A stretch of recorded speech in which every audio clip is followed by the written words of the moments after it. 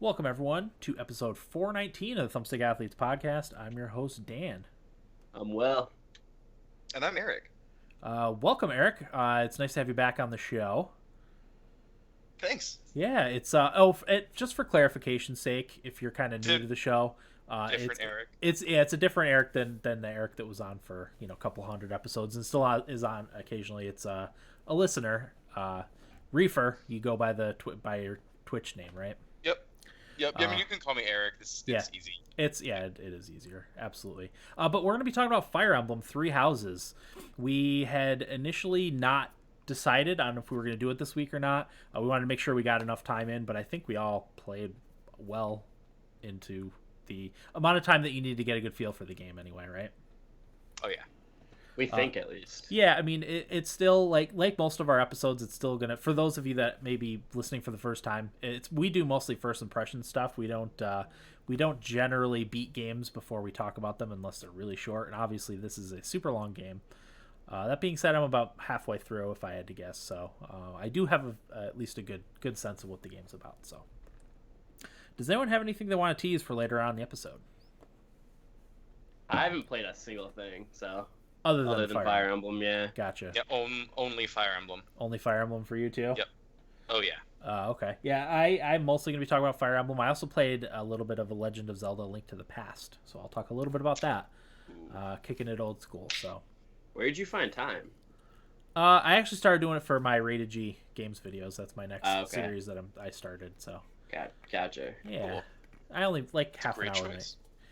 Half an hour a night. It's not too bad. But anyway, let's get into Fire Emblem. So I guess the first question everyone should answer is ultimately, what house did you choose? Will. This is gonna be boring, but Black Eagles. Black Eagles, okay. Eric? Black Eagles. Black Eagles, okay. The important question is why? What made you choose? Because I also chose the Black Eagles.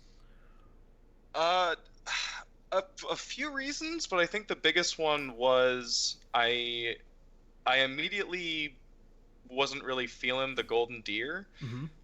And then I didn't go with the Blue Lions because like Dimitri just seemed like the worst character in the game, maybe. Okay. Maybe trying a little bit too hard to please everybody for no reason. Sure. And then they also make you choose like an hour in. Yeah. You don't have a super good feel for what everything's all about at that point. No, they basically just like spit you like, hey, here's a list of like 30 characters. Pick your house. Yeah. Yeah. You have zero context for what's going on in the game Yeah. at that point. Now, Will, I know you chose ahead of time. Yeah. What's your reasoning? I went back and forth for a while. I didn't know. I think at one point I was picking Golden Deer and Blue Lions, but I personally liked Edelgard. Edelgard. Is it Yep. Edelgard? Yeah, Edelgard. Edelgard the most out of all of the rulers. And I liked a lot of the people in the house. Like, I was immediately really liked Linhardt, Ferdinand. I really enjoyed those two characters. Love Petra. She's actually my best unit. Petra is my favorite character, too. Yeah, I think she's actually the most endearing character in the game so far. And that on top of Edelgard, I was like, this house is pretty cool. That's why I ended up going for him. Okay. Yeah, I also I went in not knowing anything. I kind of was aware of what the houses were, but other than that, I didn't know anything about it. I did that on purpose. I didn't want to have any preconceived notions before I went into the game. So I ultimately chose them because of Edelgard mostly. I really wanted to cozy up to the Emperor, Oh yeah. And try to be the Emperor's right hand woman, I guess. In my case, I made a female character like I do. I'm sure Hubert hates you. Me and Hubert have kind of an antagonistic relationship. Yes. Hubert is the sworn right hand man of Lady Edelgard in the game. So, but yeah, the setting. So the game takes place in I think it's called Garreg Mach Monastery, which is it's like a school for the elite people and a few commoners in there. It's a very Harry Potter-esque. I don't know if you guys picked up on that. Oh, yeah, very. Okay. Yeah. Actually, and I thought that before I read a headline somewhere in games media that it's the best Harry Potter game that's ever come out. They even have owls flying around all over the place. Yeah, Yeah, they there's do. owls and there's random cats. It's very much because the professors of the thing, they your character becomes a professor of whichever house you choose. That's also a very like Harry Potter thing, but it also seems to have kind of political system of like a Game of Thrones almost. Oh yeah. With the backstory and all that stuff. So it combines a lot of different interesting elements to make a very very compelling world and a compelling setting for a video game. They have intra-house competitions for things, mock battles, all that fun stuff. So you're constantly pitted against the other house, which again feels very much like Harry Potter. So that's also a very cool thing. That actually inter-house competition is really fun. Like my favorite mission that we've done so far was when it was the war versus the eagle and lion. Mm-hmm. Like that was like my favorite moment in the game so far, just how cool like that whole battle was that you had to do against the other houses. Yeah. Well, I mean, let's get into thoughts, okay? I mean, Eric, we'll start with you. What are your thoughts ultimately? Thoughts ultimately for my first ever Fire Emblem game. Yeah. Oh yeah. I forgot to mention you're the newcomer here. It's really good. Mm-hmm. I mean, I haven't been sucked into a game like this in a really long time. Like, I wasn't even gonna buy it until I think I heard you guys talking about it last week, maybe. Okay. And I was like, I think Will mentioned it had like Persona-esque stuff in it with like the social links, and I was like, okay, I'm in. And it's great. Like those things are so well done. I think the story up to this point is at least on par with Final Fantasy Tactics, which I think is saying something. Yeah. So yeah, no, it's great. Like my first impression is I'm gonna go play all the other Fire Emblem games. Yeah, nice. You're in for a treat. I'm excited. Yeah, I mean, I ultimately love the game too. Like you, I haven't been sucked into a game like this because I've put. We talked about it before the episode started, but I put 35 hours in since it came out on Friday, which is a lot for me. It's been a couple late nights. It's been a couple of put on a movie for the kids so I can steal a few minutes here and there. And I think Will's playing it right now as we're. Yeah, it looks like it. I see the reflection off the Iwo Jima poster in the back. Yeah, I mean, I'm at 25 hours, and I didn't get it till Sunday, I think. So that's nuts. So you would have been ahead of me then, probably. Maybe. Yeah. Yeah, and again, in the Fire Emblem games, the tactics, the battle system is the meat and bones of the game. But I feel like in this one, there's so much more to do than the other Fire Emblem games. The other Fire Emblem games, everything is more streamlined and simplified with this one. This one, you spend a lot of your time wandering around the campus and talking to people and getting to know the characters. That's really important in the game. When events kind of come to a head. I've been the only one that's come to the time skip, the fabled time skip in the game, when it all kind of, falls apart. Yeah, I don't want to say. I don't want to spoil anything. But but I mean, it seems like it's going that direction. Yes, sure. yeah, you could definitely feel a foreboding, and I mean, something's gonna happen. Tensions are really rising. Like I just got past the Remire mission, and yeah, like you can really feel like stuff's going down. Yeah. Will, what do you think? Yes. So it's funny, I was thinking about this like today when I was playing it. Like the main gameplay mechanic is like the fighting. Like that's like what the game is based around. But it's not even my favorite part of the game. Like I love the exploration aspect of it where you're just kind of walking around like the monastery, talking to all the students, trying to raise your professor level, like having like trainings with different students to raise their stats and stuff like that.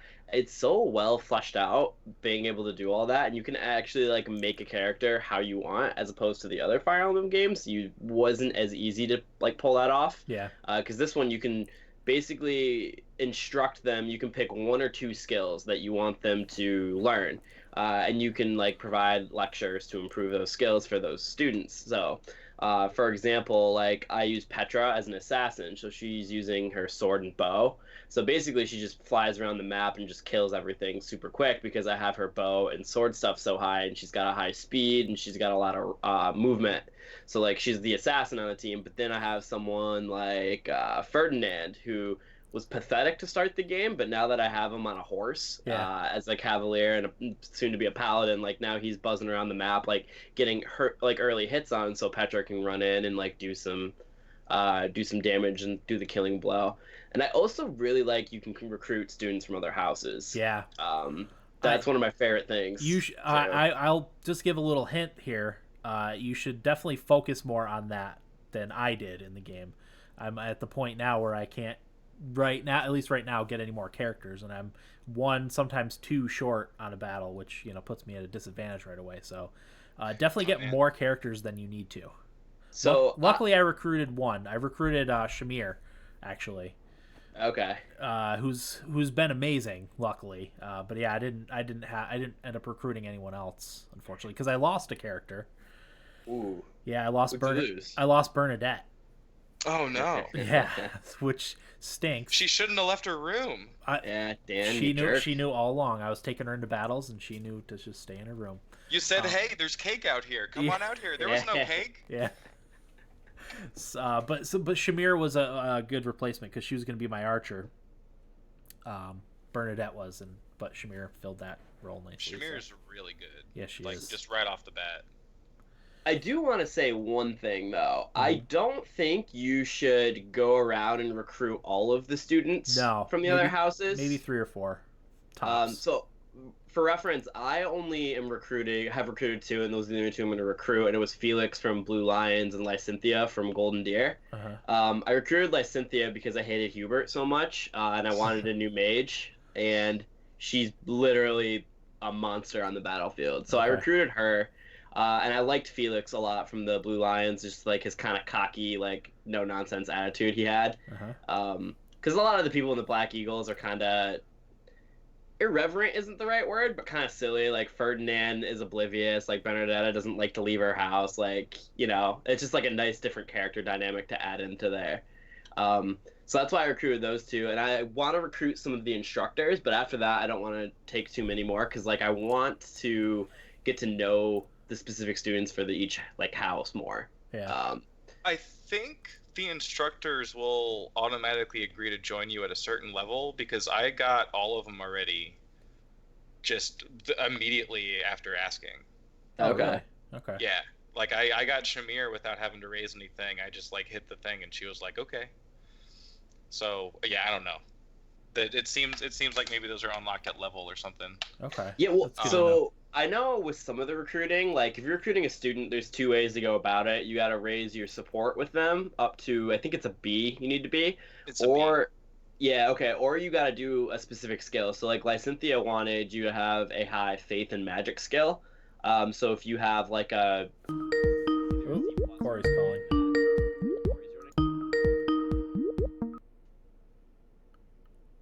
Sorry, continue, Will. There's Corey. Heyo. I'm thinking. Hang on, I just accidentally hung up on Will. Are you still recording? Yeah, of course. Sorry. No, that's not your fault. Join call. But I ended up getting Lysynthia too, and I didn't have anything in magic or faith. I just had my support at B, I guess, and she just asked to join. Yeah. Which is kind of how I got her too, because faith is like the magic or the healing kind of tier of, and I didn't really want, like, I kind of want my main character to have like more offensive magic as opposed to healing. So yeah, so I'm hoping I can get Ingrid now too, and that's the only one I want. I might get Mercedes as well, because I actually don't like Linhardt that much. Like, I get that he's here to fight, but he's also mostly here for naps. So yeah, not a Linhardt fan, really. No, he's just here for naps. He's kind of an example of being kind of a random personality. That's kind of but he's actually one of the characters I enjoy the most. Just I don't know if it's because I get the most support with him through the other characters, just out of happenstance. So like I learn a lot more about his character when the support stuff with him, which is kind of cool. Yeah, no, I get that. But yeah, just not my favorite. How about you, Dan? Who's your favorite character so far? I'm sorry, I missed the first part of the conversation. I really like Petra. Yeah. I like Dorothea. Yep. They're my two like big time killers in the game. Edelgard is pretty much unstoppable for me too. Oh yeah. I have to not use her sometimes. Yeah, Me too. in her full, I think I can't remember the class name, but she's the one with the fully like huge heavy armor and an axe, and she rarely gets hit. And so does my main character, my professor. She rarely gets hit too. But yeah, Petra especially is exceptionally deadly in my game, and it's a nice thing. Yeah, I have to hold back with using my the professor, Edelgard, and Petra sometimes, and let the other students do the damage and like level up. Because I have them all at level 20 and have them like on their next classes and stuff like that. But like some of them really fell behind. Yeah. Yeah, I'm trying not to do that and level everybody evenly. Like for a while, guys like Lindhart for me was way behind, and it took Ferdinand a while for me to get to a level where he was usable. Yeah, he was terrible to start. He was the worst. Yeah, I had a lot of squishy characters. Luckily, Edelgard from the outset was really powerful. Petra seemed to be powerful from the outset. And I actually read if you're playing the game that the Black Eagles is kind of the hardest house to start in, at least if you're a new player, just because of how squishy their characters are right off the bat. I can see that. Yeah, but it also has the most interesting story because I guess it varies very differently based on which house you pick and some of the choices you make in the actual game. So I like the replay value is just crazy. Like I said, 35 hours in. I'm about halfway through a playthrough, roughly. It'll probably take me longer than 70 hours if I had to guess. Yeah. So there's a buttload of content in this game, which is very nice to see. It's crazy because when you look at Fire Emblem Fates, they did that like branching story in that game, but you had to buy. It was 3 different games essentially, and it was like $100 or something like that. Like this game has 4 times the content Fates did, but it's all one $60 package, and I think that's an amazing thing that they ended up doing. Yeah, Corey, I'm going to take the opportunity to welcome you into the chat. Thanks. It's good to be here. Yeah, Sparky.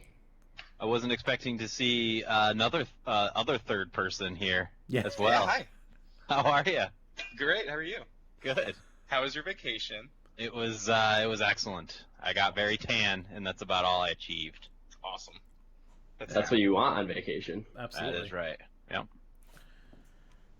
So Corey, you're gonna hear some Fire Emblem talk. You're gonna hear us gush about it, and then you're gonna want to buy it, right? I'm probably gonna get it anyway. Yeah. Regardless of what you guys say. But I also have to get Dragon Quest Builders too, so there's like that's priorities. A lot of hours right there. Yeah, no kidding. No kidding. I don't want to interrupt your stream though, so no, carry on. I'll Okay. just listen. And if I have questions, I'll chime in. All right. Please do. Sounds good. Any cons for anyone, real quick? As someone, again, like this is my first Fire Emblem game, it felt like nothing was tutorialized at all. Yeah. I kind of had to like look some stuff up, just kind of like try things a whole bunch of times just to like make sure I was doing everything correctly. Tactics games they're all mostly played the same, but like some stuff just was not explained well. I distinctly remember the brigades when they introduce you to the brigades. That's a new thing. Yeah, but they introduce it at a time where you can't even use one. Like they don't give you that tutorial pop up on a battlefield. They give it to you when you're walking around the cathedral. Oh yeah, that's right. Which just made no sense to me. So there was a few things that I think they could have done better there. But other than that, like it's great. Game of the year right now for sure. I'm with you. It's my top contender for Game of the Year also. Yeah, easily even. Yeah, I don't like to show my hand, but this is easily my favorite game that I've played this year. Yeah. And I don't even really think it's close because nothing else. It's the first one I've played all year that I've put more than like 15 hours into. So, yeah. Yeah. And the fact that like I'm on board with an 80-hour game. That I want to play 2 more times. Like I've already decided. Like I'm 20 hours into this. I'm already like, yeah, I'll play 200 hours of this. Yeah, I've already decided I'm doing the 3 playthrough. Well, I guess 4 playthroughs. I'm for sure doing Blue Lions next. Yeah, Yeah, I'm already kind of planning out what I'm gonna do in my next playthrough. Like Yeah, how me I'm gonna too. do things differently. Yeah, like I want to do Blue Lions, and I want to put everyone on horses. Oh yeah, I like that. Yeah. I have a couple minor cons. These are nitpicky things. One is how much battery life it chews through. I feel like I can only play my Switch for like an hour and a half or 2 hours before I have to plug in. It's like 2 hours 15 for me, and Okay. I've played it handheld entirely. So Yeah. like I'm playing really? like 2.5 hours, wait an hour, 2.5 hours, wait an hour. Yeah. So. None of my cords are long enough to where I can sit comfortably and Yep. charge and play at the same time. But I still do it anyway, even though I'm twisted in an awkward position and for hours. And then I'll be like, okay, I've charged 20%. I can unplug, and then I get whatever half an hour of playtime before I have to charge again. Yep. Whatever it ends up being. But and then small text. I was just gonna ask about that actually. Yeah, it's not unreadable, but if you're playing on a smallish TV that's far away, like when I play in my living room, or if it's late at night and my eyes are getting tired, it's a little hard to read and it gives me a headache. Very minor complaints, though. Very minor complaints. I've heard people talk about the small text. I haven't really noticed that much. I guess Yeah. it's because I'm only playing in handheld, so it's Yeah. like right next to my face all the time. Yeah. So. Okay. Trying to think of what else I wanted to cover. We should probably talk. Go ahead, Will. It's hard because I don't want to spoil anything too, because like I really love the story, but I don't want to get into it for people who are going to play it. So yeah, it's a great story. Well, let's give people a rundown of some, because we've talked about like the battles and stuff, but there is a buttload of stuff, as I talked about earlier, that you can do in the game. So on your typical week, so your what is it? Sunday is the day where you set up the instruction for the week. So you'll pick what you want to teach everyone in. You have side activities. No, Sunday's exploration day, right? Yeah, it's Monday that you set it up. Okay, yeah. The calendar's weird as opposed to like a normal calendar that you see. And they always stop you on Saturday for a cutscene of some sort. Yes. It seems like. Okay, so yeah, Monday is the day you get to choose whether you want to explore, whether you want to have seminars. No, that's Sunday. I'm sorry. Day doesn't matter. One of the days of the week you get to choose. Exploring the thing. That's where you wander around the campus of the cathedral. Talk to characters. There's a fishing mini game that you can do. Catch fish. It has various things that you do. There's a greenhouse where you grow plants that give you certain things. There's a marketplace where you can buy items and armor and upgrade your stuff with the blacksmith, and that's where you manage your battalions that you have under your characters. There's a dining hall where you can eat a meal with some of your fellow classmates, or cook with fellow classmates. There's a training center where that's where they have I think it's monthly. They have tournaments. So sometimes it's a sword tournament, sometimes it's a lance tournament. Sometimes it's just against random characters. Sometimes it's against the different houses, which is pretty fun. I actually got really upset in one of those sword tournaments because I had my Petra in it, and she came up against Dimitri, and Dimitri's stats are actually broken. Like if you look at his what's the word I'm looking for? Like the way his stats get higher. Like he has the growth bonuses. Yeah, the growth bonuses. His growth bonuses are broken in almost every stat. Like he can get higher than everyone else. Really? Yeah. Oh, I think the house leader for every house gets broken gross. Yes. Like Dimitri's strength can get up to like 55 or something. Wow. And that's just wild. But yeah, so he came up against my Petra, who was also great, but she got smoked. Okay. There's no shot. The worst is when you get a random crit that knocks your character out, and you're like, oh yeah. Yeah. It's like I did the math perfectly to save my heal. Yeah. There's a suggestion box in the monastery part. I think it's the monastery in the big church, where you can it'll be a note and some things that you can do, and you have to answer. Then the person can like it or not, what have you. There's a choir where you can have a choir lesson with a couple characters that you pick. You can have tea with a character, which is cool. So that's actually a really funny, like, almost pseudo dating game. I thought that exact same thing, because you have to know the character that you invited to tea. You have to know their interests, so you can steer the conversation to things they're interested in. And if you are successful 3 times, you get a huge affinity bonus. And you get to like zoom in and stare at them creepily while pressing buttons to laugh. Yeah, it is kind of creepy. It is a little, yeah. Because they're like 17, 16, 15. Yeah, I actually wanted to say something about that too. Like, I was a little worried going in that they were going to have like some really weird student-teacher dynamic stuff. But it really seems to me like, to this point, with the exception of Dorothea, like, no one's really flirting with you crazily, which is cool. Like, I assume that's going to be different after the time skip, because it's like 5 years, right? So these are all going to be like mid-20s, young adults. Yeah, which will be significantly less creepy, especially with like Lysithea, who is 15.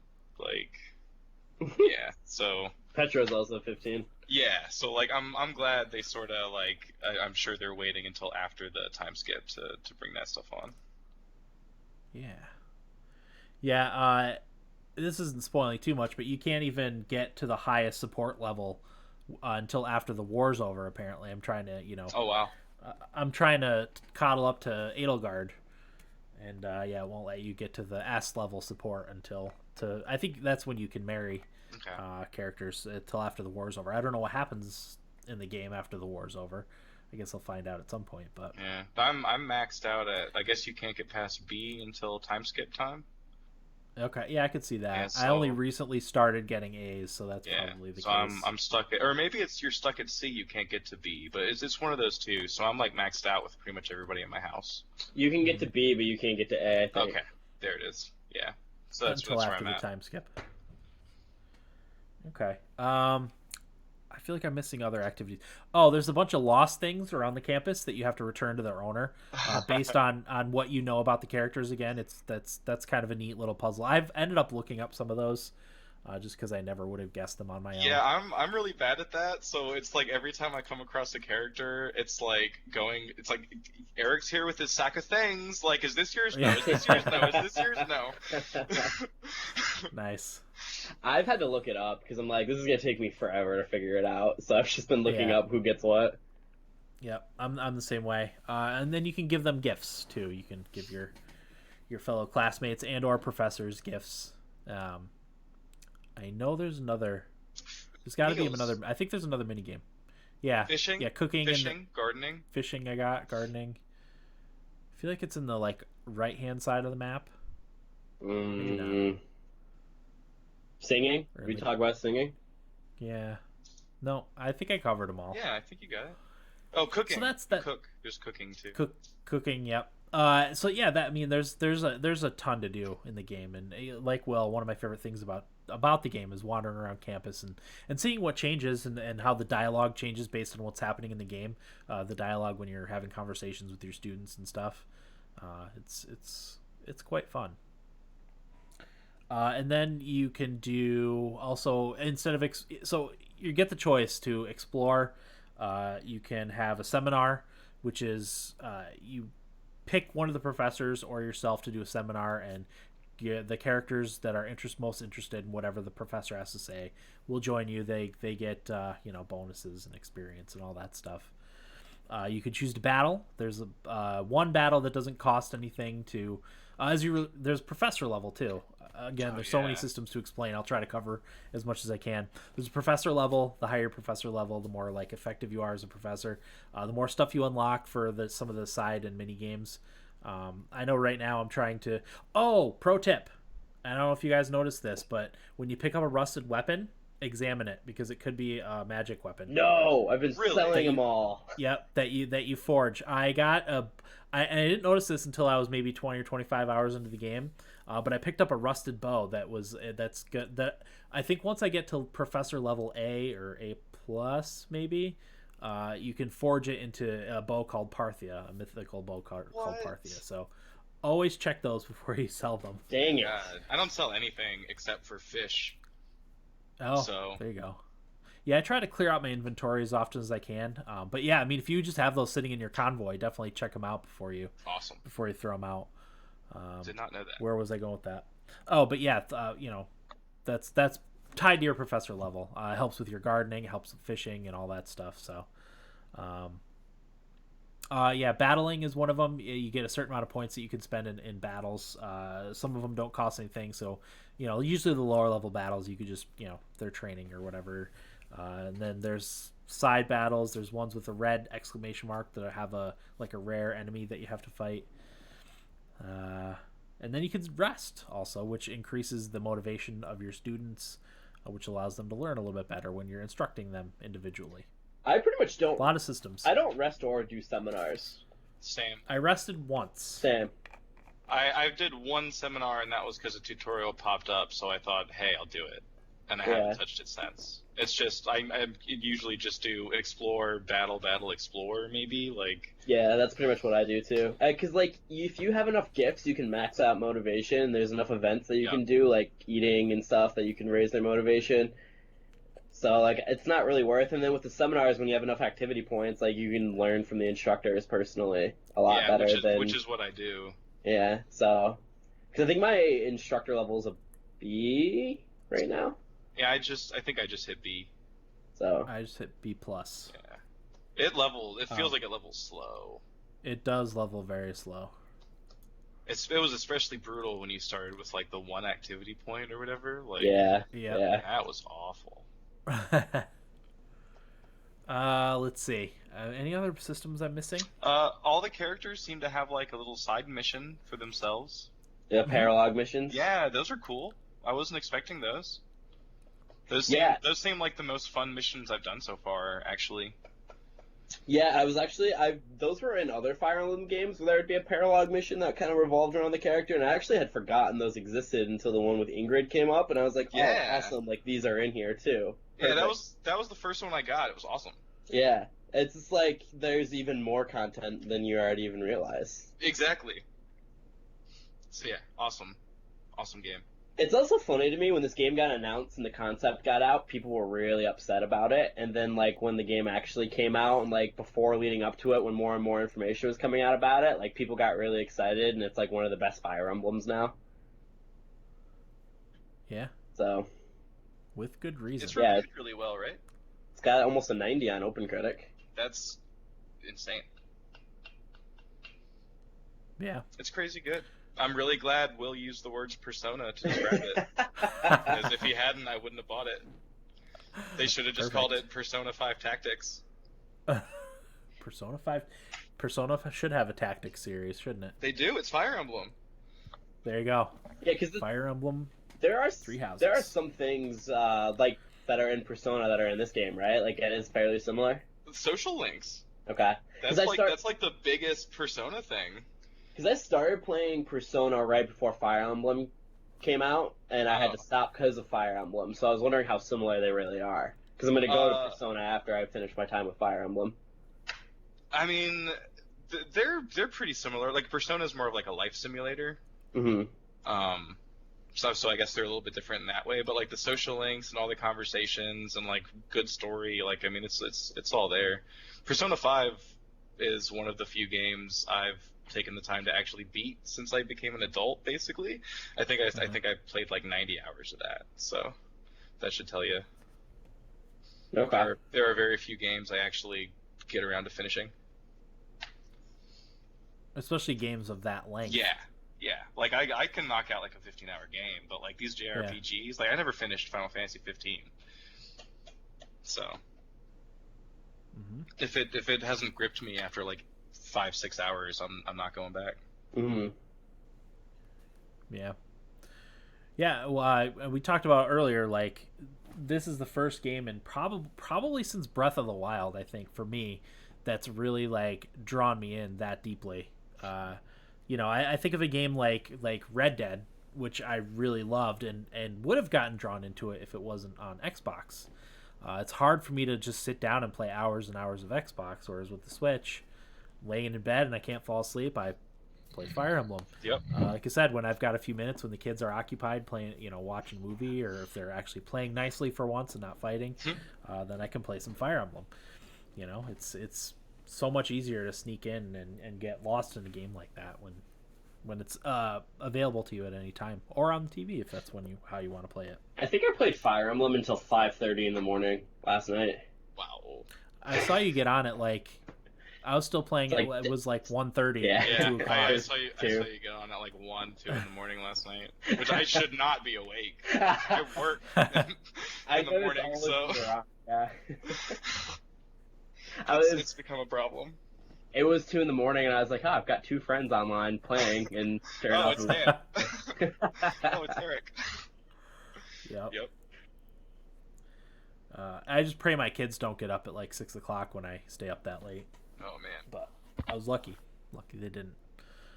Corey, do you have any questions? No, I think I missed the early summary, so it was pretty much gibberish from what I heard. Okay. No offense. I thought you guys did a good job. I just didn't know that you were referencing a lot of things you had already talked about, and I don't know anything about this game other than, what the Fire Emblem series is all about. Yeah. Keep it that way and just jump in, man. Yeah. Yeah. I think that's what I'll do. Because I knew literally nothing. I didn't even know what Fire Emblem games really were. So. Mhm. and I think I haven't really heard anybody not liking it either. Yeah. I mean, yeah, because I visit the Nintendo Switch Reddit, and I haven't seen anyone on there complain about it that I've come across. Oh, give it time, Dan. They'll come out of the woodwork. Oh, I'm sure. After they beat it 3 times and decide Yeah. they don't like it. This game sucks. Yeah. It only kept my attention for 180 hours. I'm gonna go back to Awakening. It's unplayable. That's good stuff. Literally unplayable. All right. Any other final thoughts on Fire Emblem? Eric, we'll start with you.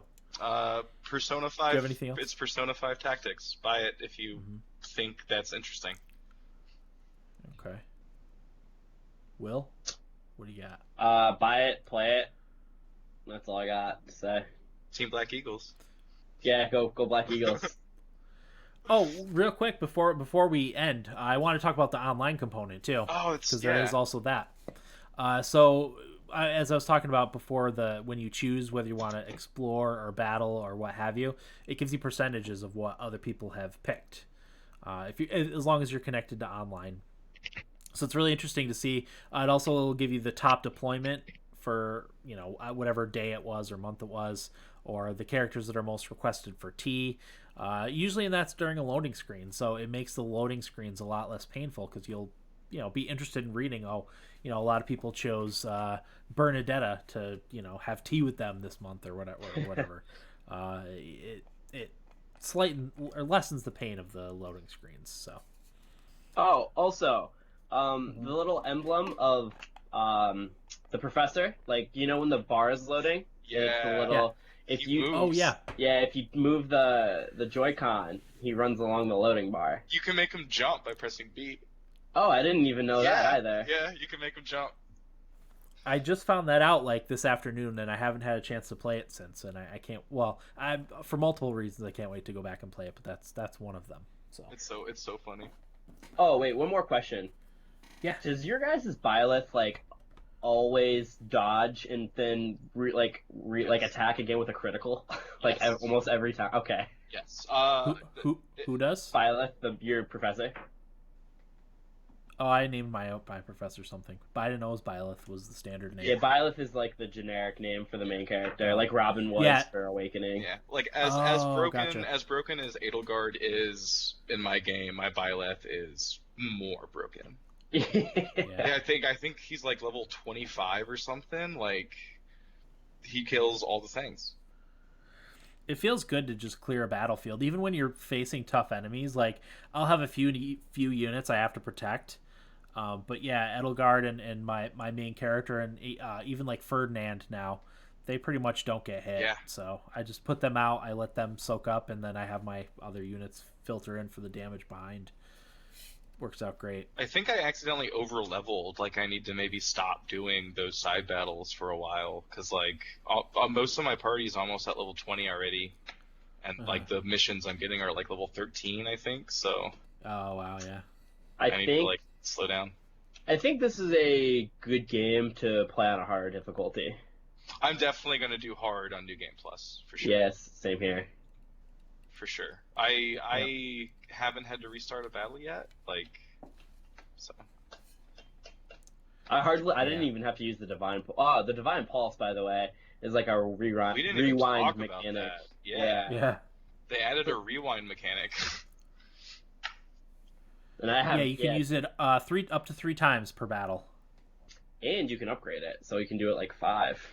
Oh, I didn't know you could upgrade it. Yeah, I got an extra one for doing one of those paralogs. Oh, that's what that is. Yeah. Oh, okay. See, you learn things new even at 35 hours. Yeah. So, another pro tip. Do the paralogs. Do the paralogs. Okay. Let's move into Nibblebits. Will, what do you got for Nibblebits? You know what? Nothing? You know what? If you don't have anything, that's I no had big the deal. intention of while we talked about Fire Emblem to grab a couple, but then I got so into the conversation that I have none. That's fine. I've got a couple small ones. I also have not put as much time into the Nibblebits as I would have liked, but Well, here's one real quick. Just throw it yeah. out there. The new Call of Duty is going to reintroduce kill streaks instead of score streaks. I really like that change. I did not like score streaks, so that's don't it. even know what that is. Basically, when you would get assist, it would count towards the points that you would get, and then you could get a kill streak like perk through that. I just like getting the kill. It brings me back to the old school Call of Duties. Gotcha. And also Hero is out in Smash Brothers too, so download that. Oh, that's right. Yeah, the Dragon Quest XI hero. Yep. Nice. Also a good game. Very good game. Smash. Smash and Dragon Quest. Oh yeah. Corey, I know Corey's played a lot of Dragon Quest. 11, right? Yeah. Yes, I have. I would say probably 20 hours. Yeah, that's another game I've gotten like 20-25 hours in. I'm like definitely going to finish it at some point. Yeah, I've put it off for a while, but it's one of those ones I have in the back of my head that I keep saying like, all right, I'm gonna go back to it.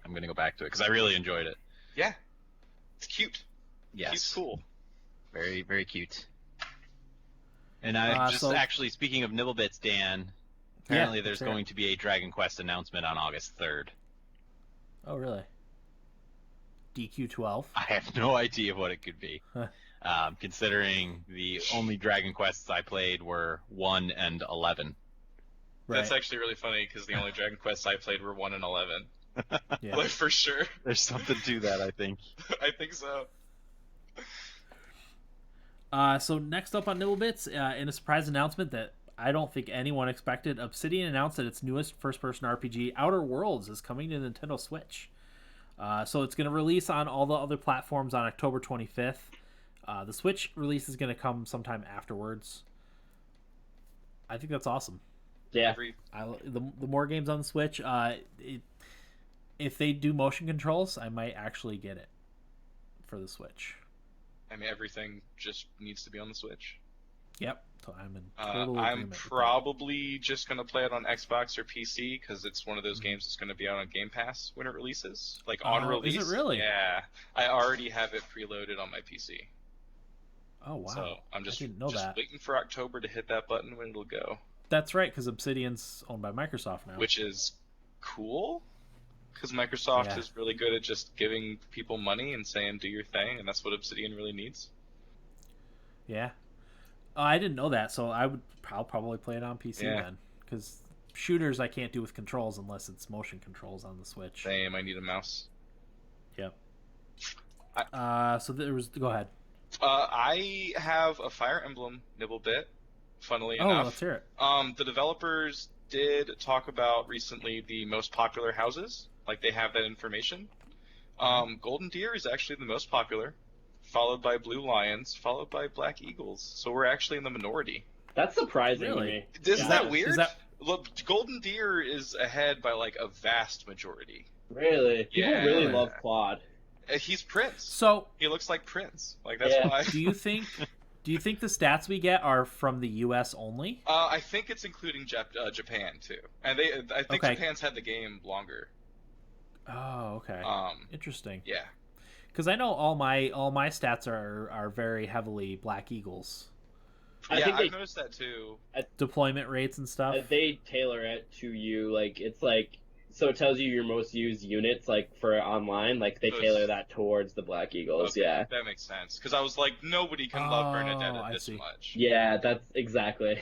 It's like every. I see. Okay. And also, Pokemon Go hit 1 billion views. Or downloads, I mean. Pokemon Go hit 1 billion downloads. Which is that's crazy. That is crazy. Yeah, and that's all I got. I tried to grab at least a nibble bit for you guys. Nice. I got 2 more quick ones. The first is that the original Diablo is now playable on web browsers. Whoa. A group of programmers called Devolution took it upon themselves to reverse engineer the game's code for preservation's sake. Bugs, poorly written code, and all. A group of modders called Rivsoft made the game playable for anyone with a browser. By going to diablo.rivsoft.net, that's RIVSOFT.net. There you can download Devolution source code and drag and drop it onto the screen and start playing. So that's pretty cool. This is amazing. Yeah, and then apparently if you have the game, like if you bought it on GOG, then there's something else you can do. If you're more interested in it, just go to our Twitter feed. That has all the links and stuff on there for that. And then my last one is that Nintendo has added Labo VR support to Captain Toad Treasure Tracker in the form of 4 different levels. So I'm going to have to give that a try too. So that was that. Corey, how was your week? What's up? It was pretty good. As I mentioned, you had a vacation, which was nice. As I go into every vacation, I have big plans and achieve usually none of them. However, this time I managed to achieve a couple of them, and one of them was to finish the first book in Asimov's Foundation series. I had been reading it since probably January of 2018, so I tend to read extremely slowly unless I manage to find a big chunk of time and just binge read, which I actually did to another book that I started while I was there. I got almost 200 pages in, was Kings of the Wild, which is something I've been reading a lot about.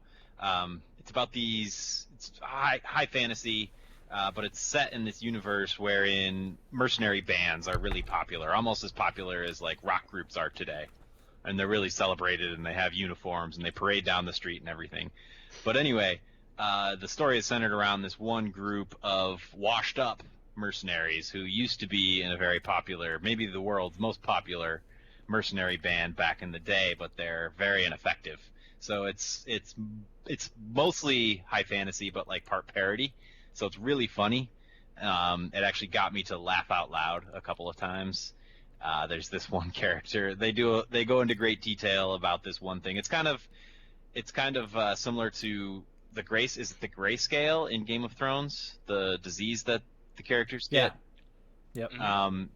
There's this one wizard that's taken it upon himself to try and cure the grayscale, and he introduces his former bandmates to this one treant that he's trying to heal, and there's this long, basically a whole chapter about the whole thing, and then it just cuts to the next chapter, and they're just talking about the funeral for the treant because he was just unsuccessful in his ability to heal the character. I don't know, it's just funny stuff like that really tickles me. What's the name of the book? Kings of the Wild. Okay, I'm adding it to my Amazon wish list. Very easy to read. One of those page turners that you don't even think about in your pages and pages into it. I think the author has won like Best Newcomer award. I don't know. I'm not a very bookish person, so I don't really. It's not on Amazon. It's not. Maybe it's King of the Wilds. King of the Wilds. Or King of the Wild. Who's the author? Nicholas Ames, Eames. Oh, okay. Yeah, I found it. It's Wild with the W. Y. Wild with the Y. Sorry, WYLD. That's the band. That's the band. The book coming one. up. There it is. Yep. I'm gonna read this. Thanks, Corey. Yeah, highly recommended. But the sequel is called Bloody Rose, and I'm excited for that one as well. I don't really even know what it's about, but it's also very well reviewed, so I'm excited for it. And it's gotten me wanting to write again, which is I haven't felt like that in a while, but knowing me, it'll just be a passing interest, and then I'll forget about A passing fancy. Yeah, exactly. So yeah, there was that. What else did I accomplish? Oh, I played a little bit of Final Fantasy XII: The Zodiac Age, which I can talk about in what we played. I didn't really get much video game time. The little bit of time that I did get, I also spent playing Dr. Mario World. I want to get your thoughts on that, Corey. Yeah, I'll talk about that too, but long story short, I rage quit that. Not really a rage quit. I don't blame you. More of just like, what am I doing? Like, what am I doing my time? But I could talk about that later. Other than that, I don't think I had anything else worth chatting about. Okay. Yeah. All right. Eric, what do you got for us? Well, work and all my free time has been Fire Emblem, honestly. Nice. So, I mean, there's nothing really big or new at all. Okay. That's the life right there. Yeah. Yeah. Work in one video game. Yes, cannot complain. Yep. Will, what do you got? Really nothing. I literally avoided all of my friends today so I could play Fire Emblem from when I woke up until right now.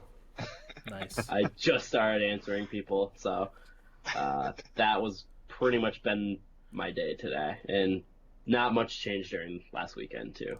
So. Mm-hmm. Nice. I got a couple things. I watched another movie, which is wow, just crazy. Yeah, it's I watched Zootopia. Oh, that's a good one. It was really good. Really the only time I can watch movies is if it's something my kids pick and they want to watch it. So it's always going to be a kids movie. But this one had a lot of good like social commentary and stuff in it. I agree. The part with the sloths, Corey, at the DMV, was laugh out loud funny for me. It was so well done. Yeah. It was a really funny movie. Definitely, if you like the animated movies, it's definitely one to see. I thought it was really good. My wife was away for the weekend, which was strange. That's why you played so much Fire Emblem. Well, I stayed up until really late. What was it? She was left early Saturday morning, came home like Saturday afternoon. No. So I played really late Saturday night and on the TV in our bedroom. After I put the kids to bed, and I went immediately right into our bedroom with my snacks and my seltzer water and partied it up on Fire Emblem. Also, Corey, I want to talk about this too. Dinnerly. Yeah. So we're up to 5 meals a week for Dinnerly. Nice. It has saved us so much anguish, both trying to get to the grocery store and trying to plan out weeks worth of meals. Yeah. Because it's just they come to your house. You just check and make sure everything's there. If it's not, you let them know. Mm-hmm. And then they'll probably give you a free box. We got a couple credits. Oh, you did? For some stuff we were missing. We haven't gotten a free box, but I don't know if it's different because we get 5 meals in a week. Oh, it could be. It's also helped with portion control. I've always been an overeater. Yep. But the meals, for the most part, other than 1 or 2, were very satisfying and filling enough to the point where I wasn't overstuffed, but not hungry either. So that's also a great thing. So if you're looking for because a lot of them are too expensive, this one's $5 per person per meal. Mm-hmm.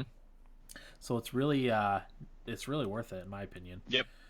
Like I said, we waste so much less food too, because it's hard to buy all that produce ahead of time and make sure you use it. It's just the only thing we have to decide is what we're gonna cook for which day. Yep. It's amazing. So. You mean you guys don't do the thing that Sophie and I do, where it's like both of us feel like we've made more than the other person, so nobody is willing to cook them, so they just go bad and we throw them out? No, I've cooked all of them so far. So have I. That's gotcha. It's mostly my protest. Go ahead. Gotcha. I've cooked enough. It's your turn. Yeah. No, it's Well, they're not hard to make, right? No, nope. not hard.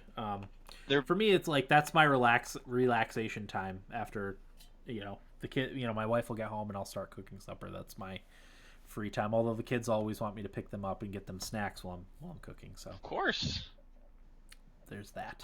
Speaking of that, Dan, I almost stabbed some people towards the end of our vacation. We were in a house with 7 other people, 7 of my fiance's family, and they're all nice people. Like, I have no complaints about that. But as someone who needs their alone time to like recharge and be happy again, it was a long vacation because I didn't really get any of that. And the last day we were there, I was helping cook dinner and I was making a cheese board. And I wasn't drinking that day because we had to drive the next day, and I didn't want to be grumpy at all. But the problem with that is when you're the only one that's not drinking and everyone else is, then you're even more annoyed. Yeah. So I was making what I thought was a really nice cheese board, and people were just hovering, and I'd cut a slice of cheese and they'd grab it, and I'd cut a slice of cheese and they'd grab it, and I was seriously about to stab somebody. Yeah, I can imagine. So yeah, to have kids running around asking for snacks while you're cooking dinner just reminded me of that. Well, and I always tell Mom, like, because she used to yell at us to get out of the kitchen, to get out of her way when she was cooking, and she would also yell at us that the kitchen's closed, I'm not making you any more food. At the when you're a kid, you don't understand, and I always make a point to tell her, like, Mom, I understand now where you're coming from. Yep. Like, it is impossible to try to cook a meal when you have kids like rolling around the floor when you're trying to move between places in the counter. Yeah. And then, like, at a certain point, I just don't want to get food or make food anymore. That's like my entire day. Mm-hmm. Especially now when they're home in the summer. I don't even let Fiona sniff around the kitchen floor because if I like accidentally kick her, it just makes me into the Hulk. Like, I want to punt her out the window. And it's not, I mean, she's just sniffing for food, but it's just so annoying to me when I'm trying to accomplish something in the kitchen. So I was like, Mom, I get it. I totally get it now. Yeah. But anyway, the last thing, so I had complained about this a couple weeks ago. My phone was running games really, really crappy, especially when compared to watching. Specifically for Harry Potter Wizards Unite, I would watch it played on my wife's phone, and I was jealous of how smooth and nice it looked. And my phone, it was like choppy, and it didn't run well, and it crashed. And it was the same with Dr. Mario. Well, I figured out, and I don't know when this happened, but my phone switched over to battery saving mode on games. And that was making them run like absolute garbage. So I switched that off, and now it runs like it's like magic and butter. And it made me a much better Dr. Mario World player.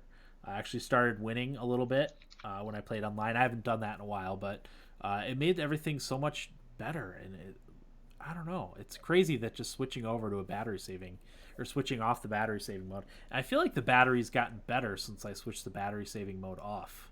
I have no idea why that would be, but funny how that works. It doesn't matter. But anyway, my casts are a lot better in Harry Potter now. So You nerd. Yeah. We every night when we go on our walk, I have Harry Potter up, like, mounted on the stroller for the kids, and I do my wizarding while we're going on our walk. Perfect. That's what it's for.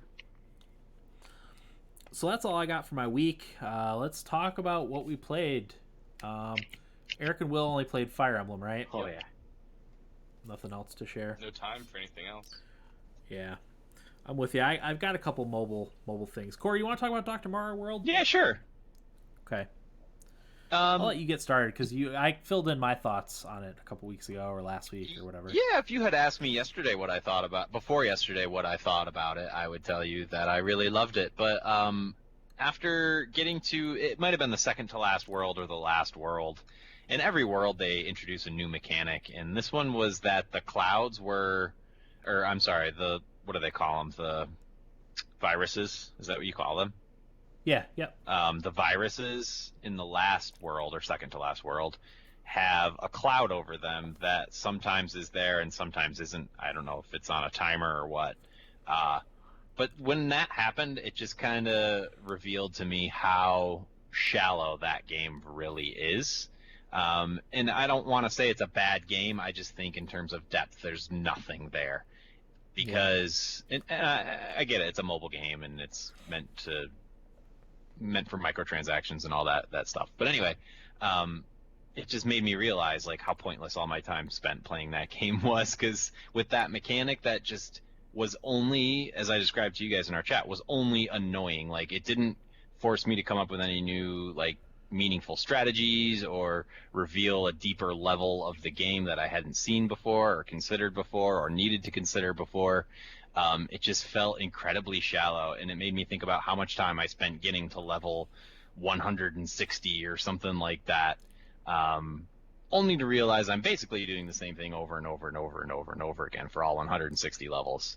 And even as much as I enjoyed like the versus mode, to me that was just like a frantic scramble every time. Yeah. And even that felt extremely shallow once I kind of put everything together. I probably put 20 hours into the game to get that far. So, I mean, maybe it's not as bad as I'm making it sound right now, but I don't know. It's just, after I saw what that new mechanic was in that last world, I'm like, all right, this is stupid, and I just deleted it. And I don't really ever think I'll go back. That adds a second, because there's a couple elements of chance in that game, and that's the capsules that you get. The location of the viruses changes a little bit, but that adds another element of randomness. Like, if you don't remember what's where, then when you're trying to maneuver stuff, like out, when the capsules are falling, you just forget and you put it in the wrong spot, or and then you have to clear whatever capsule is the wrong color off. I agree. I was very annoyed with those parts, Corey. I was able to soldier on, fortunately, but I've been stuck on, I told you, I've been stuck on level 199. I think there's 200 levels. I've been stuck on level 199 for probably 4 or 5 days, and I keep trying to go back and do it, and I've gotten close a couple times, like within 1 or 2 viruses of being able to finish, but I haven't been able to do it.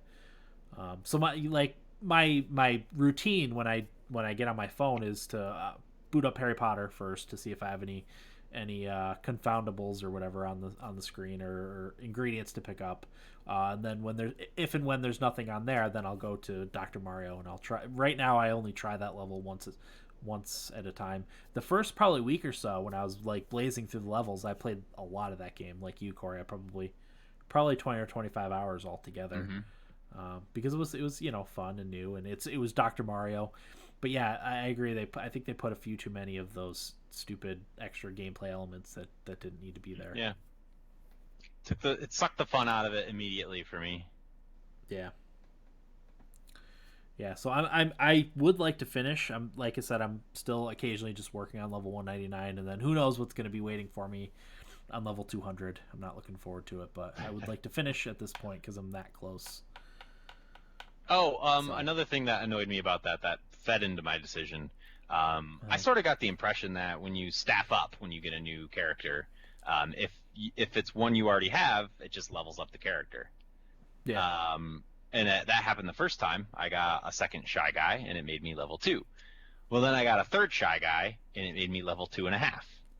Oh, and I'm like, are you kidding me? Like, first of all, I was lucky that I had gotten a third Shy Guy, but it sort of exposed to me how long it would take me to level up my characters in any meaningful way, considering how much time I had already spent in the game. Yeah, I'm wondering if on the level I'm in, need to level stuff up, and that's what I'm missing. I haven't done it yet. I haven't spent a dime on the game because I refuse to. Same. I have no problem, like I had no problem buying Pokeballs for Pokemon Go, or I've once or twice I bought spell energy for Harry Potter. Yeah. That's fine. A lot of it too is because I have Google credits that I earn through the Google reward thing. Right. So it's not actually me spending money, but I have spent actual money on those games. But yeah. Well, my rule for spending money in those kind of games is, does it enhance my enjoyment of it? If it's only to fix an annoyance, then I'll never spend the money on it. Sure. Because that's what they want you to do. In that case, it would have been. Yeah. But speaking of that, I also quit Harry Potter for that same reason. I started prestiging the pages, so I don't know. Yep. And I'm just like, holy crap, this goes to prestige like level 10 or something like that. How long am I going to have to play this to like achieve anything? Yeah, very long. Yeah. Okay. So I don't play that anymore either. All right. Do you have anything on mobile you're hot for right now? I actually I got a new Xbox 360 controller, the Bluetooth one, but it comes with the little Xbox adapter. Yeah. I'm like 99% sure I can connect that via Bluetooth to my iPhone. Yeah. Yeah, they're Bluetooth controllers. Mm-hmm. You can do that with any Bluetooth controller? Yeah. All right. Because listening to you guys last week talk about your yearly playthroughs of Final Fantasy Tactics, it's making me think that maybe that's the game I'll play on mobile for a little while. There you go. That's a more meaningful there we go. experience. Yeah, especially with a controller would make it very nice. Yeah, it's fine touchscreen. I'm pretty sure when I played it for 4 in February a few years ago, it was on my phone. Yeah, it is fine. I just didn't like flipping through menus and inventory management and stuff with a touchscreen. The actual gameplay itself is fun, but that interface is not great for touchscreen. Sure. Okay. Did you play anything else, Corey? Mario Maker 12? 2. Oh yeah, Final Fantasy 12, Zodiac Age. I've only played enough to get to the first save point. I really like the setup of the game. I don't know what was added for the Zodiac Age version. But I know I've played Final Fantasy 12 before, and I don't remember the opening cinematic being as cool as it was in the Zodiac Age. I could be totally wrong about that. I don't know if it was added. But the setup is really cool. It reminds me of some anime that I've watched, and one that I'm watching now called Grand Crest War. Something like that. It's political. There's two or three warring kingdoms. There's a marriage that's supposed to settle a bunch of things, but it turns out at that wedding ceremony, the two kings on either side are attacked and killed, which sends everything into chaos again.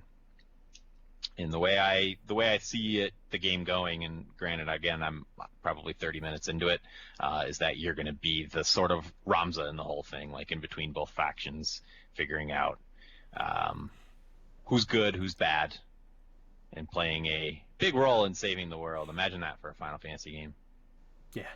It's really cool that you compared it to Tactics like that, because it's the same world as Tactics. Yes, Same it is. Designer. It's like it's really cool. That's the thing I liked the most about 12 was all the political stuff, which Tactics also nailed. So you've played through all of 12? Yeah. Nice. Am I gonna love it or just like it? How'd you feel about 15? I love 15. I think you'll probably love it. Okay. It's a lot of like running around on the main world and hunting stuff, and I like that. Yeah, I think you'll probably love it. Cool. I feel like 12 when it came out wasn't that well received, but it's since been retroactively appreciated, I guess. Definitely. Like, well, when it first came out, like it plays kind of like an MMO, and obviously it was right after 11, so everybody was like, "Oh, they MMOified our Final Fantasy," but it still plays really well. Like the Gambit system is really cool. So. Okay. I've heard that. I'm excited to uncover all that stuff. Yeah, because you played it on the Switch, right, Corey? I think I saw you play it on the Switch. That is correct. Well, I went to buy... Did I tell you guys my GameStop experience? No. Oh, maybe you did, but go ahead. I wanted to get Dragon Quest Builders for the trip, but Amazon wasn't going to deliver it in time. So I was like, you know what? I have some stuff I want to trade in at GameStop anyway. It was Red Dead and like some old 360 controllers. And I think there were 4 360 controllers, and I got like $80 for all that stuff. Nice. Yeah, it was an awesome haul, and I'm like, all right, I'll take Dragon Quest Builders too. And he's like, oh, we don't have any. And I was like, oh man, the other game I was thinking about was Zodiac Age, and he's like, oh, yep, that's our last one. So I got that, but I still have like $40 GameStop credit. While you guys were talking, I got on Amazon, and I'm like, all right, I'll just order Dragon Quest Builders. It says it's available, but ships in 1 to 2 months. And then I looked for Fire Emblem, and it's just not available on Amazon. Huh. Target, I know, had Fire Emblem for $50. So do you want only if you're looking physical copies? I just bought it digital. Oh, okay. I don't keep games, and rarely will I go back and play games unless it's something I really, really enjoy. So you may as well be able to trade it in. Exactly. I totally get that. Yeah. I just download everything for ease, basically. Yeah. Impatient. Maybe. Yeah, I feel like Maybe that's what I'll do. I feel like don't know. with the Switch, the whole physical versus digital is kind of more of a conundrum than it is on other platforms. Yeah. Because I told one of my friends who got his kids a Switch, I was like, buy your kids digital games because they're gonna get lost. Oh yeah. And now I'm with me having a Switch, my son having a Switch. We're probably gonna get my daughter a Switch Lite. We have to have physical because we can't have all those games on all those systems digitally. And like me and my son were fighting over Mario Maker for weeks until Fire Emblem came out. I had it on my Switch, and then he wanted it in his. But my Switch was down here in the studio for recording stuff. It was such a pain. So I see both sides there, but it's definitely more interesting conundrum with the Switch than on the Xbox or anything else. Mhm. I tried getting Fire Emblem physical copy. Yeah. Walmart wouldn't let Oh, that's me. right. Yeah, that's right. You went to get it at Walmart. Walmart had a midnight, right? deal where it was supposed to be like $50, right? Yeah. That was all lies. Figures. I got there at like 12:30 at night and asked about it, and they just go, we don't have it. They didn't even look. Didn't even look, and I was just like, this is my fault for trusting in Walmart. Probably, yeah. Right? So I did. You were also brave to go to Walmart that late at night, especially the ones where we are pretty dangerous. Yeah, I got stared at walking in, I bet. Yeah. and yeah, that was my Walmart experience. And like I said, it wasn't even mad because it was my fault for. Well, did you Wait, did you get stared at walking in because you were wearing yoga pants? No, I was wearing shorts. Okay. I actually had Did just you go to the one in Johnson City? that one actually closes at night now. I don't blame him They had- because that was a They SHIT show at night. yeah, they had so many issues they just closed it Good call. at night. So I think it closed at like midnight now. Yeah. The other one's not quite as dangerous, but it's still dangerous. It was still kind of scary. Yeah. Okay.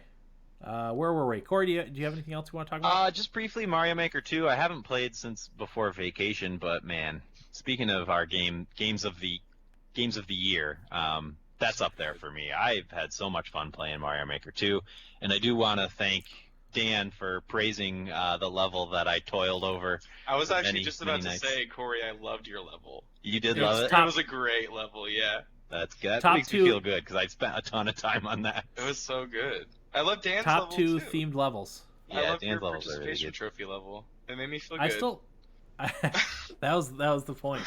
You know what's offensive about that, though, is I spent maybe 15 hours building my level, if I had to total it all up. And Dan, how long did you probably spend on your participation trophy level? Well, here's the thing. It was a copy from a original Mario Maker level, so I didn't even have to plan out the concept Yeah. or anything. So I just, probably 20 minutes Right. it took me. In that, you probably have like 30 loves for that level, and I have like 4 loves for my space elevator level. And also, somebody commented, like, a good way to crush someone's spirit is to diss their Mario Maker level. Somebody, it wasn't that one, but on one of my other levels, somebody put the comment, "If I could boo this twice, I would." I'm just like, it's just like crushing because you spend so much time creating. It's like calling somebody's baby ugly, you know? They're probably Yeah, like I- 8, Corey. Yeah. Don't worry about it. That's true, but still, I want the 8-year-olds to love my levels too. It's true. I'll find And it. the I'll leave thing a is- comment. If I could like this twice, I would. Thanks.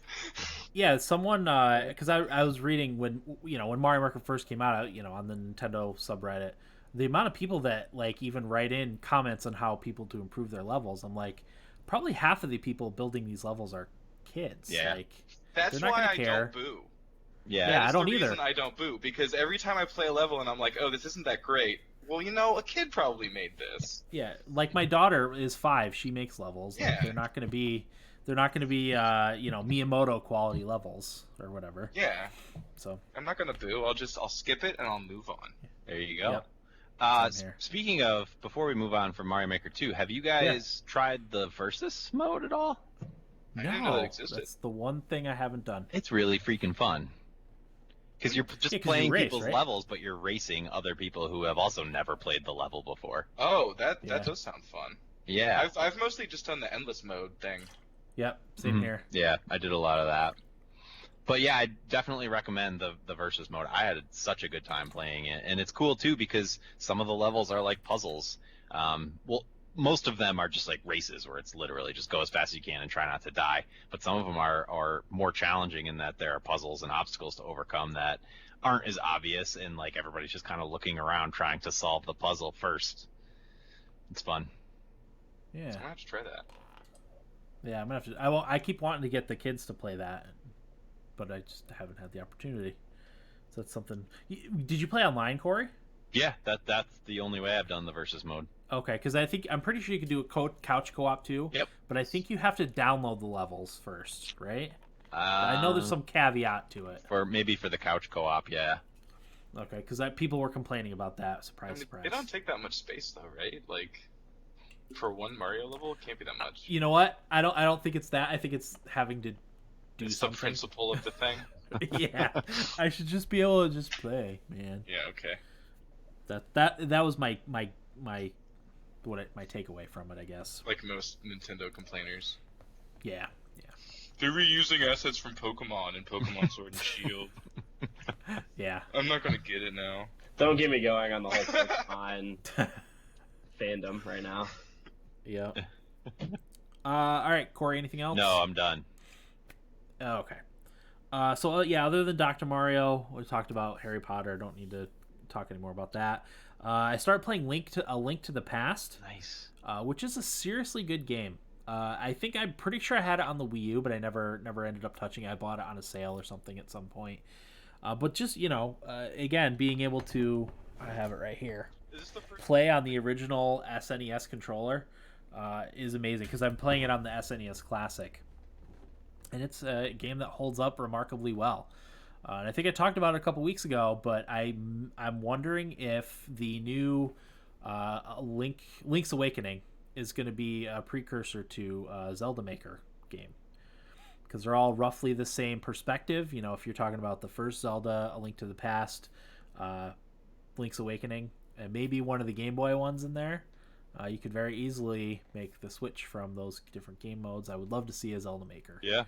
That would be sick. Especially when I watched the Games Done Quick and the randomizer stuff. That was all really cool. So I would love to see that. But yeah, it's a great game. I remember it taking forever to beat when I was a kid too, and I don't know if that's just because I stunk and kept dying at it. But the how long to beat is only 15 to 17 hours. Really? So yeah, I felt like that took me forever to beat back in the day. It's not that long. I also don't, maybe we're more used to the huge open world RPGs that take 70, 80, 100 hours to beat. Yeah. So. I mean, that game felt huge back in the day. I mean, yeah. Realistically, it's what, like 32 screens, basically? Yeah, it's like, not. It's really? not that very big, but it felt huge. I never would have guessed that. I would have said over 100. No, it can't be that big. It only takes a couple of minutes too to walk from one end of the map to the other. Just thinking of like the bottom left corner, like that deserty area, that's only like four squares. Mm-hmm. 4 maps, whatever. Yeah, it is not very big. When's But I know I've so asked this of you guys every time I get on, but when does the Link's Awakening remake come out? I think that's September 20th. Oh man, It's September. No, the Switch Lite comes out September 20th. I think it's September 14th. I'm really jazzed for that. One of those. September. Yeah, that's gonna be great. I'm excited for that also. I'm still gonna be playing Fire Emblem, so. I may too. I'm looking at Astral Chain coming out at the end of August, and I'm like, oh man, I don't know if I'm still playing Fire Emblem. I'm pretty much just aiming at Outer Wilds now, I guess. Yeah, okay. Or Outer Worlds, whatever that Obsidian one is. Yeah, Outer Worlds. I might be finishing my first Fire Emblem playthrough by September. I hope to have mine done not too long from now. I've already put 35 in. If it's about 70, hopefully by next week at this time I'll finish my first playthrough and started my second. Speaking of games that are on our radars, have any of you guys heard of the Oxygen Not Included game? Yes. Is there a I've new heard one? the name. I don't know if it's new. I think it was just officially launched. Oh, it's actually like out of early Yeah, so that must be how I heard about it. Yeah, Not Included has launched as of yesterday. So for people that don't know, it's Clay Entertainment or Klee, Oh yeah, who did Don't I Starve. love a lot of their games. Yep. Yeah.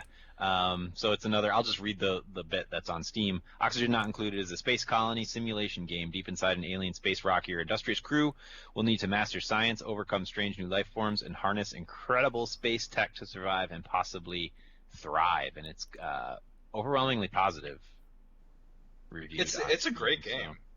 It's really good. I haven't played it in like probably a year now, but Okay. it's still really good. Yeah. Let me check my Steam real quick. Let's see how many hours I have, because I definitely put some time into it.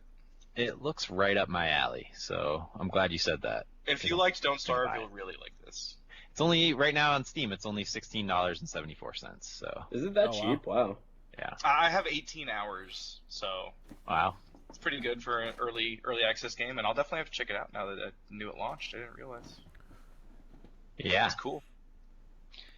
So yeah, actually, when I said that I wanted to join the podcast tonight, after I said that, I procrastinated at work by just like refreshing myself on all the new games that have come out and like what's coming out and what I'm interested in, and that one was the front runner.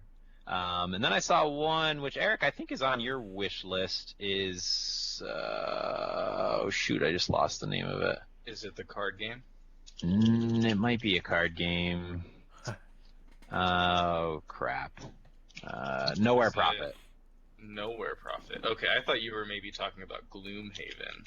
I'm not familiar. Oh, am I familiar with Gloomhaven? Doesn't ring a bell. Wait, Gloomhaven. isn't Gloomhaven the board game?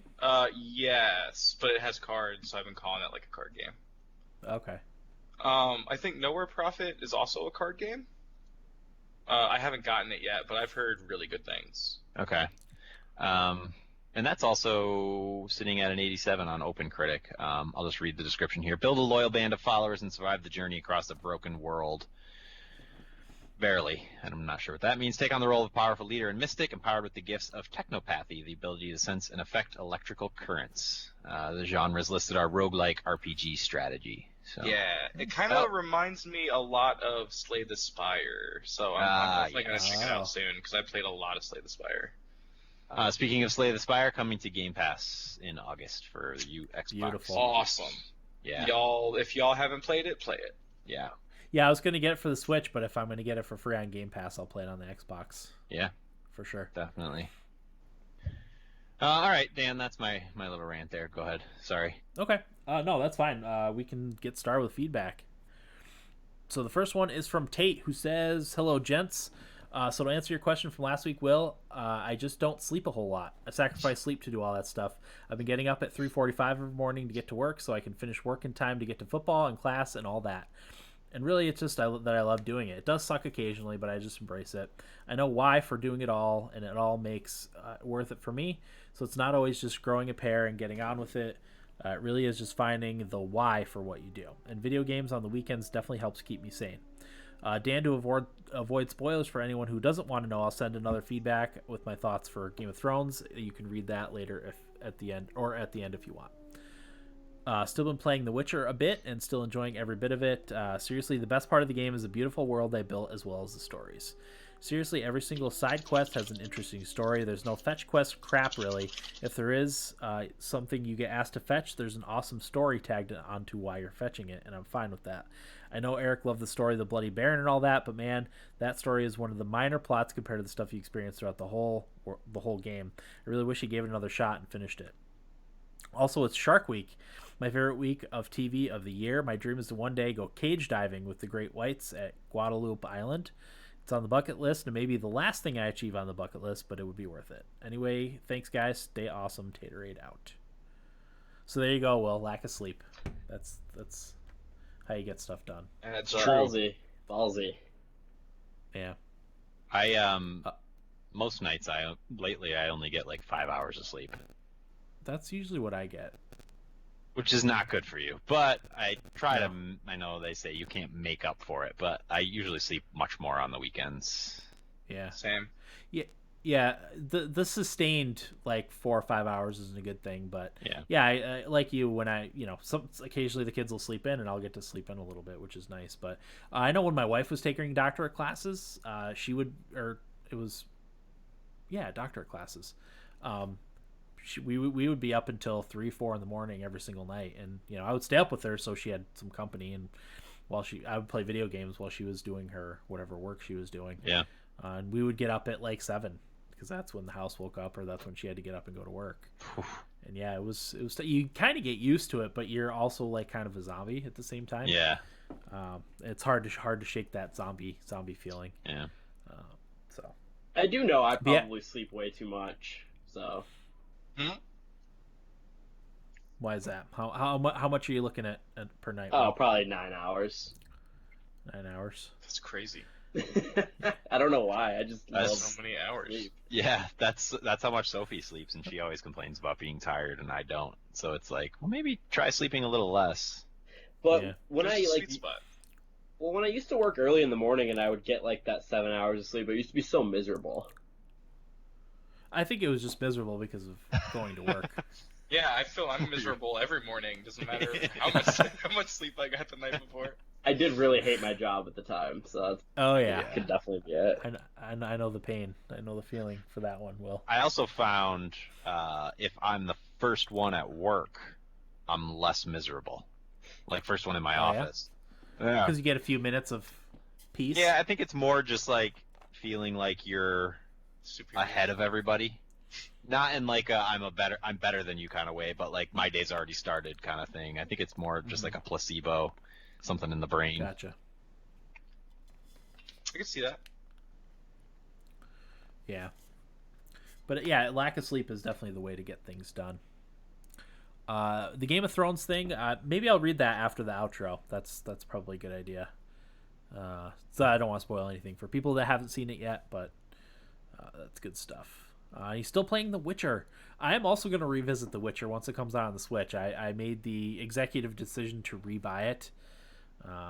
Just, again, that's an easier way to sink the hours into that game that you need to, rather than, as I said, I don't want to brick my computer at this point. It's my lifeline to podcasting and game videos and stuff, so I don't want to ruin it until I can afford to get a new one. So yeah, I'm going to shy away from a lot of games on it, especially replaying stuff that I've already spent, I think, almost 200 hours playing The Witcher 3. So, Corey, that's one you've got to revisit. Yeah, I'm still shocked you didn't care much for it. It's not that I didn't care that much for it. It's just I was like, I know you didn't like the portrayal of Geralt. Yeah, I was just fresh off the books, and I'm like, I don't know. It everything I enjoyed about Geralt in the books, not everything, but he just wasn't all there in the game for me. Sure. That's why I'm excited to hear that the TV show is book Geralt.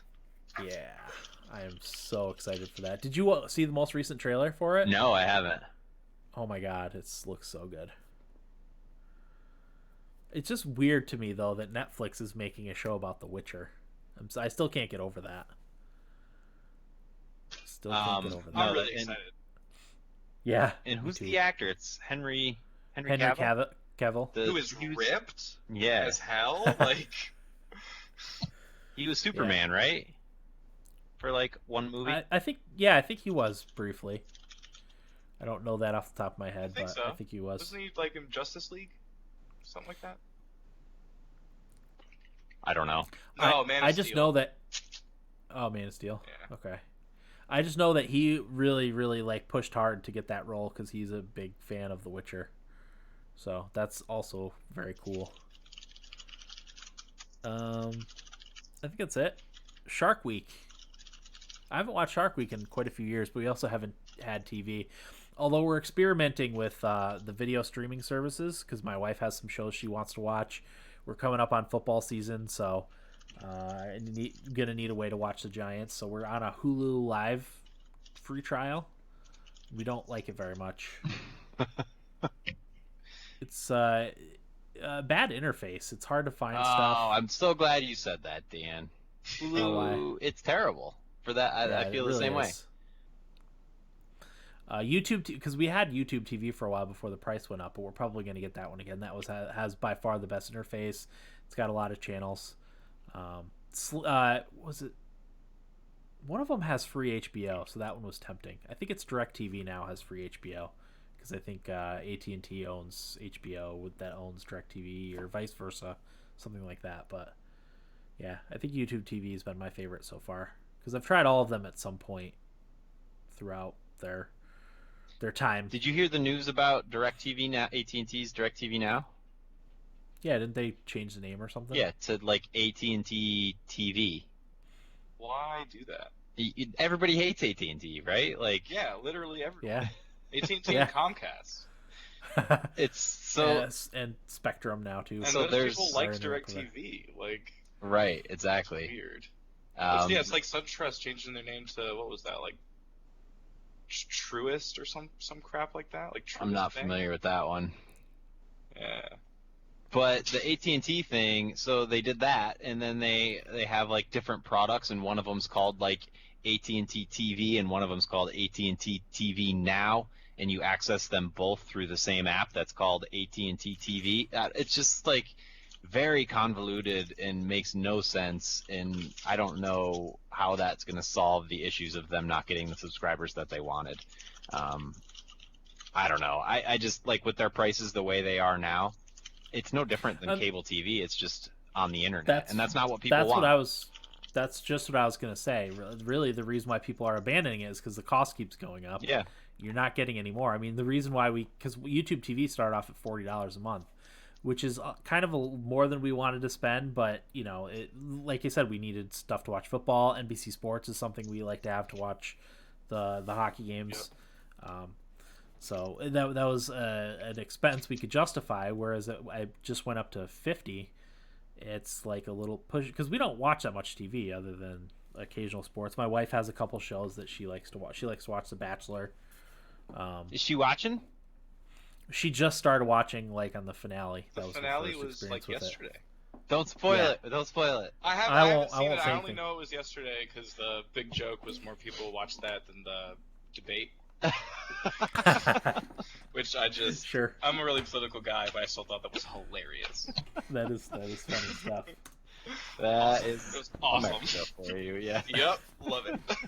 Yeah, I that was the first we had seen of it because I was playing Fire Emblem while she was watching it, so I kind of knew the stuff that was happening. So, but I won't say anything, Corey. Don't worry about it. I'm surprised you haven't gotten spoiled for it. Just Well, by Sophie being did. on the She internet. said that Instagram spoiled it for her, but I'm not on Instagram, but I only follow like wholesome things that I'm interested in, none of the trash that I'm interested in. Oh, gotcha. Or people that I know. I don't follow anybody I know on Instagram either. Huh. Okay. Nice. But yeah, we're excited to watch what happened, and we're gonna do that as soon as she gets home tonight. So Nice. All right, so next is from Idaho Jake, who says, "Hey guys, not much new here, but I don't think I can wait for Outer Worlds to come out on Switch, but if it is awesome on Xbox, I might buy it twice." Well, that's it for me. Time to go eat ribs and go to work. Yeah. If it's coming out on Game Pass, I'm probably just not going to buy it again. Yeah, it is. I promise. I believe you. It's like half the reason I decided to get the Game Pass for PC too. Oh, okay. Wait, Yeah, Outer Worlds nice. is coming to Game Pass, Yeah, on release. so I don't have to spend $60. You sure don't. Microsoft is the greatest right now. They are killing it, which is Yeah. really surprising to me because I'm basically a Sony fanboy, but I'm Yeah, like all about Microsoft right now. That's Because awesome. they're buying up all these like third-party developers, and they're basically just giving them a blank check and not messing with them. Just letting it's them do brilliant. their thing. Yeah. It's brilliant, Man, and I they're mean, they're that's- still letting them release their stuff on the other consoles. Like Yeah. Microsoft is smart. That's the way to do it, because I mean that's a lot of the trouble with like Activision and EA is their like vice-like control over all their properties. It's like you gotta let your talent be talented. I will You know? never forgive EA for what they did to BioWare. Yeah, I feel BioWare bad is for like BioWare. freaking dead now, and that sucks. Yeah, I feel like Microsoft hasn't really taken a wrong step ever since Phil Spencer No. that was the best move they made. Took was over. hiring him as head of Xbox. Got rid of Don Maddock, brought in Phil Spencer. Yeah. Well, Don Maddock's working for a mobile studio now, I think. Oh, So shocker. if that explains anything. It does. Shocker. It really does. I think it's like, does he work for King maybe, or Oh my god. what's the Candy what's Crush the or other- whatever. Yeah, something like that. He works for, I think. Candy Company. And now I've got to look it up to know. I'm looking it up right now. Okay, perfect. Don Matrick works. Wikipedia will tell me. Yes, we need to know. Zynga. Former It's a Zynga. Zynga. Oh, you're right. So where's he at now? He can't be retired. I know. I read that he got another job somewhere. He was replaced at Zynga. Oh, he's at Chipotle now. Seriously? Is he really? No. That would be. That Is that why they're charging even more for what? I don't think he's working anywhere right now. I don't think he is either, but if you Google his Okay. net worth, it's sick, so he doesn't really need to. Oh jeez. I hate him. It's fine. Does he have a Twitter? Probably. Has to. All right. Let's do the game giveaway. Will, while we're looking up Don Matrick's Tom life Matrick on got Twitter. paid $15 million to get fired. Pretty much. What? Was that a severance At bonus Zynga, yeah. $15 my million gosh. to get fired. He's to go away? he's not Yeah. working ever. And That's infuriating. Agreed. I wouldn't try to find another job after that. No. No, you're set. Your kids are probably set. Your grandkids will have to work, but whatever. Mm-hmm. Yeah, that's crazy. How many pieces of feedback? Dose? 2. Yep. 1 and 2. Tate's 1, Jake's 2. Winner is number 2. Idaho Jake. Woo! Winner, chicken dinner. What sick game is he gonna win? I sent him Rise, Son of Rome for last week's. Ooh. Okay, first game, Will. First is number 78. 78. Gone. Oh man. Yeah. 36.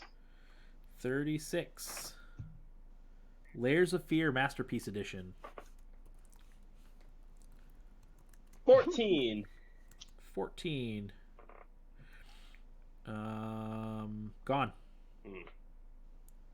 There's not that many blank spots. I don't know why I keep rolling. Oh, why do you blanks. have blank spots? I don't understand how you're running the Because list whenever, nowadays. whenever a game gets taken, I just cross it off the thing, rather than renumber everything, and then we just re-roll if it. What do you mean wasn't it already numbered? Like, can't you just delete a line and then it renumbers them? I probably could do that, but I'm not going to mess it up because that's how we Corey- messed it up last Corey, time. don't try to give your good advice. 125. That's how it got screwed up last time. That's Monaco. Corey's Corey- just gonna send you a Excel tutorial. I'm like, I mean, you could just use bullet points was- in Microsoft Word. That's also true. I don't have Microsoft. I have it on Evernote. Can you Corey- do that? I'm sure you could do that on Yeah, Evernote. it's just a basic text editor. Corey, you were the guy who handled all this. We still haven't figured it out.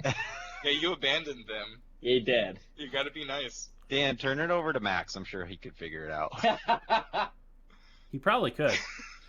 They do. They've used Chromebooks already in second grade. Oh my god. Max will know better. With he was talking to me about Adobe Spark. Wow. That's crazy. Yeah. Huh. Already in second grade. Cool. But anyway, Dude, What those else? kids are gonna blow us out of the freaking water, man. I Yeah. know it. 104. We went to a rural, crappy school, so we didn't learn anything in school. That's Mass Effect 2. Oh, yeah. Hey, a good one.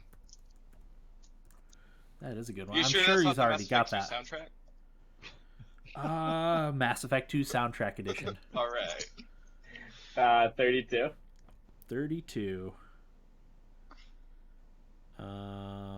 Prototype. Another good one.